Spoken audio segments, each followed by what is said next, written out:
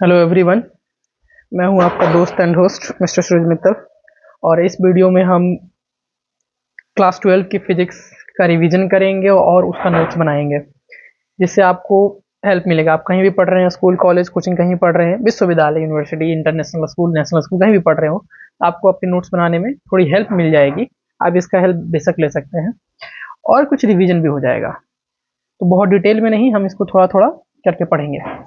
What is electromagnetism? देखिए, class 12 में जो चैप्टर्स हैं उनको दो पार्ट्स में डिवाइड किया जाए, एक इलेक्ट्रोमैग्नेटिज्म और ऑप्टिक्स। इलेक्ट्रोमैग्नेटिज्म जितने भी ऑप्टिक्स से पहले के चैप्टर हैं वो सारे इलेक्ट्रोमैग्नेटिज्म में आ जाते हैं।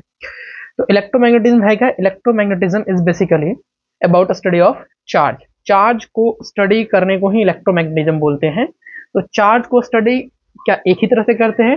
तो इसके करने के जो तरीके हैं वो तीन हैं। जो भी चार्ज को स्टडी करते हैं वो उसको हम तीन कैटेगरी में बांट देते हैं। एक तो जब चार्ज रेस्ट पर है, चार्ज कहीं नहीं जा रहा, एक जगह बैठा हुआ है, खा पी करके मस्त दाल भात चोखा, तो उसको हम बोलेंगे चार्ज एट रेस्ट। उसके दो चैप्टर्स हैं आपके, इलेक्ट्रोस्टैटिक्स और वो आपका इलेक्ट्रोपोटेंशियल, इलेक्ट्रोस्टैटिक पोटेंशियल और कैपेसिटर है, चैप्टर नंबर 2। फिर दूसरा कैटेगरी आता है charges with constant velocity. Charges with constant velocity, तो इसमें एक्चुअली में इसमें जब विद कांस्टेंट वेलोसिटी के साथ जब चार्ज मूव करता है तो एक मैग्नेटिक फील्ड जनरेट करता है।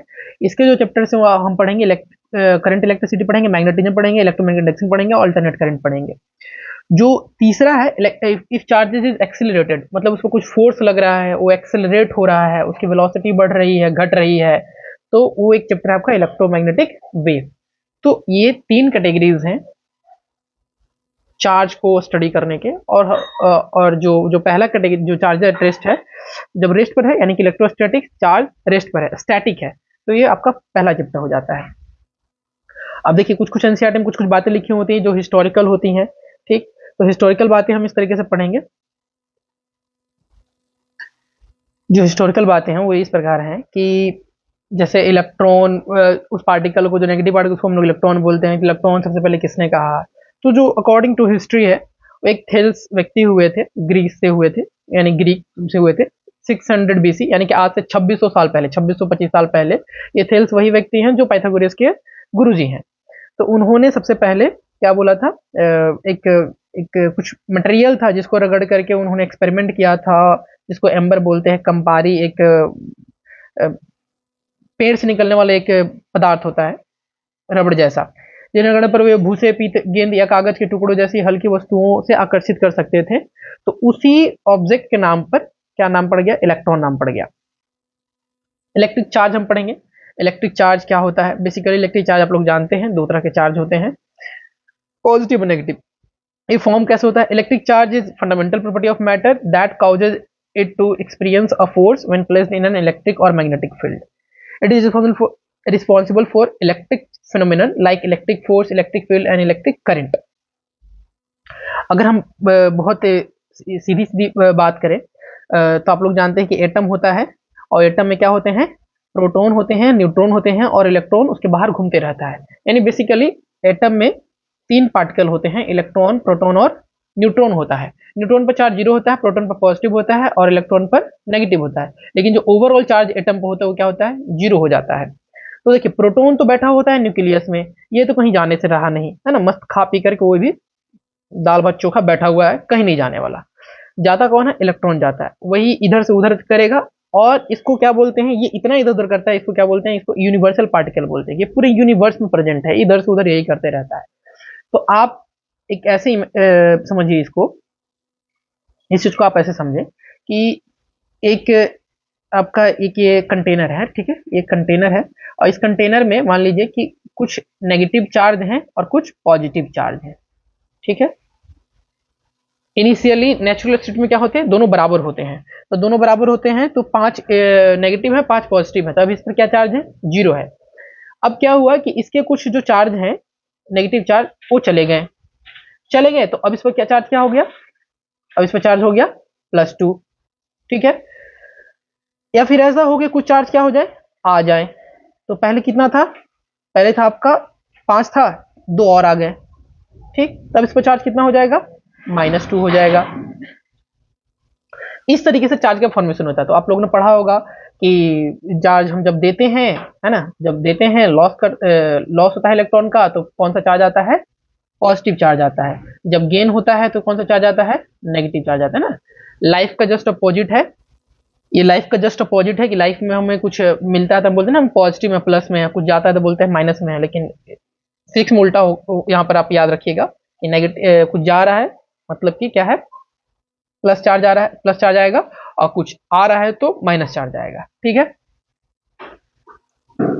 इसको आप ऐसे भी ध्यान रख सकते हैं कि नंबर ऑफ इलेक्ट्रॉन ज्यादा होंगे नंबर ऑफ प्रोटॉन से तो कौन सा चार्ज होगा, नेगेटिव चार्ज होगा, और नंबर ऑफ प्रोटॉन ज्यादा होंगे नंबर ऑफ इलेक्ट्रॉन से तो कौन सा चार्ज होगा, पॉजिटिव चार्ज होगा। दोनों बराबर होंगे तो कौन सा चार्ज होगा, न्यूट्रल होगा। और नेचुरल स्टेट में क्या यही होता है। ठीक है, सेम चीज आपको हिंदी में है। ठीक, तो अगर जो आप बचपन से जो पढ़ते आ रहे हो, अगर सेम सेम चार्ज होगा तो क्या होगा, सेम सेम चार्ज होगा तो दुश्मनी होगा, और अपोजिट चार्ज होगा तो क्या होगा, उन दोनों में प्यार होगा, यानी अट्रैक्शन होगा। कुछ प्रॉपर्टीज हैं आपके, like charges repel each other and unlike charges attract each other. ठीक, एसआई यूनिट क्या होता है, कूलम होता है। एसआई यूनिट क्या होता है, कूलम होता है। The smallest unit of charge is the charge of an electron और प्रोटॉन। अगर बोलेंगे सबसे स्मॉलेस्ट यूनिट ऑफ चार्ज क्या है, तो 1 इलेक्ट्रॉन 1 प्रोटॉन है, इससे छोटा नहीं होता क्योंकि इससे टुकड़े नहीं होते, और एक स्केलर क्वांटिटी है। सेम चीज आपका ये हिंदी में है। आवेश एक सदिश राशि है, विद्युत आवेश का सिस्टम कण इलेक्ट्रॉन या प्रोटॉन का आवेश है। ठीक, और 1 इलेक्ट्रॉन प्रोटॉन बराबर प्लस या माइनस ई बराबर प्लस माइनस 1.6 माइनस 19 कूलम है। अच्छा, ये जो 1.6 माइनस 19 कूलम है, ये 1 कूलम से बड़ा है या छोटा है, ये बहुत छोटा है। और आपने कहीं कहीं बहुत कहीं कहीं जगह पढ़ा होगा क्वार्क्स, है ना, तो वो स्टाइल मारने के लिए क्वार्क्स बोल सकते हैं, लेकिन आपको पूरे थ्रू आउट द क्लास 12 आपको कहीं कोई काम नहीं आने वाला है, फिर भी आप इसको देख लीजिए। क्वार्क्स जो होता है प्लस माइनस 2e/3 और plus minus e/3। Mass of electron 9.1 into 10⁻31 kg होता है। Mass of proton 1.67 into 10⁻27 kg होता है, और न्यूट्रॉन का भी यही होता है। ये वाली बात भी देख लीजिए, the proton and neutron are combination of other entities called the quarks which have charges 1/3e. However, isolated quarks have not been observed, so quantum of charge is still e. ऐसा कोई ऑब्जर्वेशन अभी हमें मिला नहीं है वैसा कुछ कि जिस पर हम पूरा रिलाई कर सके। How electric charges is formed, तो ये 3 तरह से फॉर्म होते हैं भाई साहब, एक फ्रिक्शन के जरिए, कंडक्शन के जरिए और इंडक्शन के जरिए। आपको इस चैप्टर में ये वाला बढ़िया से पढ़ना है। फ्रिक्शन के जरिए आप बचपन से पढ़ते आ रहे हैं कि दो चीजों को रगड़ दो आपस में, और जब रगड़ोगे तो वो एक दूसरे को अट्रैक्ट करती है, तो मतलब क्या हुआ कि चार्जेस का ट्रांसफर हुआ, तो फ्रिक्शन से आप चार्जेस को फॉर्म करते हैं। कंडक्शन, कंडक्शन मतलब ये हो गया कि अभी इस पर कोई चार्ज नहीं है, फिर आप कोई एक चार्ज बॉडी ले आओ, और चार्ज बॉडी ले आओ और फिर इस पर आप टच कर दो तो इसमें कुछ चार्जर ट्रांसफर हो जाएंगे। जब कुछ चार्जर ट्रांसफर हो जाएंगे तो ये भी क्या हो जाएगा, इस पर एक्स्ट्रा चार्ज आ जाएंगे तो ये भी चार्ज हो जाएगा। ये कंडक्शन है। फिर इंडक्शन क्या है, इंडक्शन हमें इस चैप्टर में पढ़ना है। Making the balloon negative charge, जो आपका क्या है, rubbing a balloon on your hair causes, तो एग्जांपल था electrons to move from your hair to the balloon. तो इससे क्या हो जाता है, जो बैलून है वो नेगेटिवली चार्ज होता है। विद्युत आवेश कैसे बनाए, सेम चीज हिंदी में लिखा हुआ है, आप इसको नोट डाउन कर सकते हैं हिंदी मीडियम वाले। अब एक आपका एक ब्लू बॉक्स दिया हुआ है एनसीईआरटी में, थोड़ा सा मैं उसको एक्सप्लेन कर देता हूँ, जिसका तात्पर्य जो क्या है उसका वो क्यों दिया हुआ है, वो एक्चुअली में बता रहा है कि एक ऐसी घटना घटी थी साइंटिस्ट के द्वारा, जिससे वहां से क्या होगा, इलेक्ट्रिसिटी और मैग्नेटिज्म दोनों क्लब हो गए, एक साथ हम पढ़ने लगे। उसके पहले दोनों चीजें अलग अलग पढ़ी जा रही थी, इलेक्ट्रिसिटी बिल्कुल अलग था और मैग्नेटिज्म बिल्कुल अलग था। उसके बाद ही बहुत सारी चीजें आया, इलेक्ट्रिक डायनामो, जनरेटर वगैरह, ये सब उसी के बाद बनना शुरू हुआ, जब ये उस साइंटिस्ट ने ये ऑब्जर्व किया। उस साइंटिस्ट का नाम था ऑस्टेड, है ना। उस जमाने में रील्स और ये सब नहीं हुआ करता था कि आदमी बैठ कर देखकर टाइम पास करे, तो उसमें जो भी लोग होते थे वो अच्छे अच्छे एक्सपेरिमेंट करते थे। तो ये ऑस्टेड भाई साहब भी एक्सपेरिमेंट कर रहे थे। इन्होंने एक्सपेरिमेंट करते इन्होंने क्या ऑब्जर्व किया कि जो इलेक्ट्रिसिटी फ्लो हो रही है, आप देखिएगा बुक में अच्छी से एक्सप्लेन किया हुआ है कि एक टेबल था, उस पर उन्होंने उनका इलेक्ट्रिक सर्किट था, उसमें जैसे ही इलेक्ट्रिक करंट फ्लो होता था, जो कंपास रखा होता था उसमें डिफ्लेक्शन होता था, और जैसे ही उन्होंने स्विच ऑफ किया तो डिफ्लेक्शन हो ठीक हो गए। फिर वो नॉर्थ का नॉर्थ बता रहा है, नॉर्थ डायरेक्शन में इलेक्ट्रिक कंपास बता रहा है, सॉरी मैग्नेटिक कंपास वो नॉर्थ डायरेक्शन में बता रहा है। तो इस तरीके से उन्होंने क्या ऑब्जर्व किया कि इलेक्ट्रिसिटी फ्लो होने के कारण जो कंपास है उसमें एक डिफ्लेक्शन आ रहा है, तो यानी कि जो इलेक्ट्रिक फील्ड है वो एक मैग्नेटिक फील्ड क्रिएट कर रहा है, जिसके कारण क्या उस मैग्नेट में विचलन हो रहा है, डिफ्लेक्शन हो रहा है। तो इस बात को उन्होंने ऑब्जर्व किया। एम्पियर ऑफ फैराडे है, बोले कि हाँ हाँ हमने भी ये चीज ऑब्जर्व किया है। फिर मैक्सवेल और लॉरेंज है जो कि इस बात को प्रैक्टिकली साबित कर दिया। तो ये कुछ साइंटिस्ट के नाम है जो इस कहानी से रिलेट करते हैं। ये कुछ एक्स्ट्रा पार्ट दिया हुआ है, मैक्सवेल 4 इक्वेशंस, मैक्सवेल ने क्या क्या काम किया जो कि प्रूफ करता है। बाकी जो पहले के साइंटिस्ट हैं उनकी बातों को। तो ये एक कुछ एक्स्ट्रा पॉइंट्स हैं जो रंगीन में दिए हुए हैं, है ना, इसको आप पढ़ सकते हैं पॉज करके कि ये क्या एक्स्ट्रा पॉइंट्स है। सेम थिंग हिंदी में दिया हुआ है, आप इसे पढ़ सकते हैं। फिलहाल हम आगे बढ़ते हैं। चार्जिंग बाय इंडक्शन, मैंने क्या बोला था कि आपको ये पढ़ना है, चार्जिंग बाय इंडक्शन पढ़ना है इस चैप्टर में, तो हम लोग ये पढ़ेंगे चार्जिंग बाय इंडक्शन। डिफिनेशन क्या है? Charging by induction is the process of charging an object without direct contact, है ना, इंस्टेड अ चार्ज। मतलब चार्जिंग बाय इंडक्शन का मतलब होता है प्रेरण, मतलब प्रेरित करके किसी चीज को हम प्रेरित कर रहे हैं, चल भाई चार्ज हो जा तू, है ना, उसको हम लोग छू नहीं रहे हैं, उसको हम लोग रगड़ नहीं रहे हैं, क्या कर रहे हैं, सिर्फ उसके पास ला करके कोई चार्ज ऑब्जेक्ट प्रेरित कर रहे हैं, ला करके उसको ललचा रहे हैं। तो आप लोग जानते हैं कि जो अपोजिट चार्जेज होते हैं वो एक दूसरे को अट्रैक्ट करते हैं, लाइक चार्जेज रिपेल करते हैं। तो ये पहले न्यूट्रल था, अब ये जो ऑब्जेक्ट है पहले न्यूट्रल था, और इसमें का जो भी नेगेटिव चार्ज होगा ये प्लस चार्ज को अट्रैक्ट करेगा, यानी कि माइनस चार्ज इधर आ जाएंगे, इधर क्या हो जाएगा, प्लस चार्ज आ जाएगा। ठीक, दोनों तरफ क्या हो जाएगा, दोनों सेपरेट हो जाएंगे, बढ़ जाएंगे। तो इस तरीके से इसको चार्ज कर देंगे। अब यहाँ से अगर इसमें से हम किसी तरीके से अगर हम नेगेटिव चार्ज हटा देते हैं, पॉजिटिव चार्ज ऑब्जेक्ट बन जाएगा, अगर पॉजिटिव चार्ज हटा दे तो नेगेटिव चार्ज ऑब्जेक्ट बन जाएगा। तो यही है आपका चार्जिंग बाय इंडक्शन। ये देखिए, ये कुछ आपका दिया हुआ डायग्राम दिया हुआ है, ये दो ऑब्जेक्ट हैं ए और बी हैं।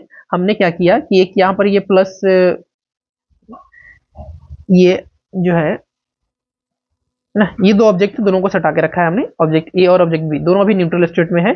फिर हमने क्या किया कि यहाँ पर एक चार्ज ऑब्जेक्ट लाया, है ना, ये प्लस चार्ज ऑब्जेक्ट है। अब ऐसी लाने से क्या था, अब ये दोनों न्यूट्रल में है, दोनों न्यूट्रल में है, तो बराबर बराबर क्या होगा कि दोनों को मिलाकर जितने भी नेगेटिव चार्ज होंगे वो एक इस पर आ जाएगा, और पॉजिटिव चार्ज इस पर आ जाएगा। फिर हम क्या करेंगे, फिर दोनों को अलग करेंगे, है ना, कितना मतलब खराब काम कर रहे हैं हम लोग, दोनों को फिर अलग कर दे रहे हैं। तो फिर ये नेगेटिव चार्ज इस पर रह गया, पॉजिटिव चार्ज इस पर हो गया। इससे हमने क्या कर लिया, हमने दो चार्ज बॉडी बना लिया, जो एक क्या है, एक नेगेटिवली चार्ज है, एक क्या है, एक पॉजिटिवली चार्ज है। इस तरीके से इसको बोलते हैं चार्जिंग बाय इंडक्शन। हम लोग दो चार्ज ऑब्जेक्ट बना रहे हैं, बिल्कुल, एक क्या नेगेटिव चार्ज हो गया, एक क्या पॉजिटिव चार्ज हो गया।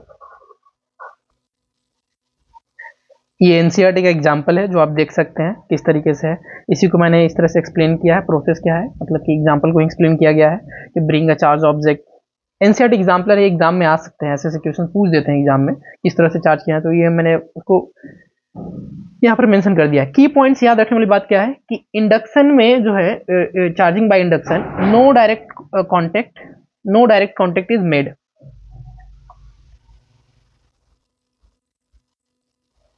No direct contact is made. Temporary और permanent charging can be done. इससे क्या हो जाएगा, टेम्पररी चार्ज भी डन किया जा सकता है और परमानेंट चार्जिंग भी डन किया जा सकता है। जैसे कि अभी ये एक ऑब्जेक्ट है, यहाँ पर हमने एक चार्ज ऑब्जेक्ट लाया, इससे क्या होगा कि ये टेम्पररी चार्ज हो गया, एक तरफ माइनस एक तरफ प्लस, ठीक है। लेकिन वही एक इसके पहले वाले केस में क्या था कि दो ऑब्जेक्ट है और हमने यहाँ पर एक चार्ज बॉडी लाया, और इससे हमने क्या किया, इसको इंड्यूस किया, इसमें चार्जिंग इंड्यूस किया, तो इस पर माइनस आ गया और इस पर प्लस आ गया।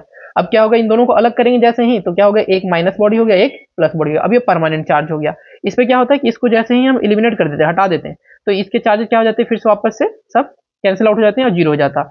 लेकिन यहाँ पे जीरो नहीं हो पाएगा, ये क्या हो जाएगा, प्लस माइनस चार्ज हो जाएगा, ये प्लस चार्ज हो जाएगा।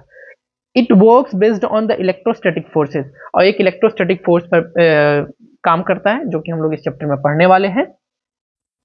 So thank you everyone. इसके आगे हम लोग प्रॉपर्टीज ऑफ चार्ज पढ़ेंगे, बट इस वीडियो को यहीं तक अभी रहने देते हैं, देन नेक्स्ट वीडियो हम लोग आगे पढ़ेंगे। अच्छा लगा हो लाइक करें, सब्सक्राइब करें, अपने दोस्तों के साथ शेयर करें, उनकी भी हेल्प होगी। और आपको कुछ भी फीडबैक देना है तो आप फीडबैक दे सकते हैं। Thank you.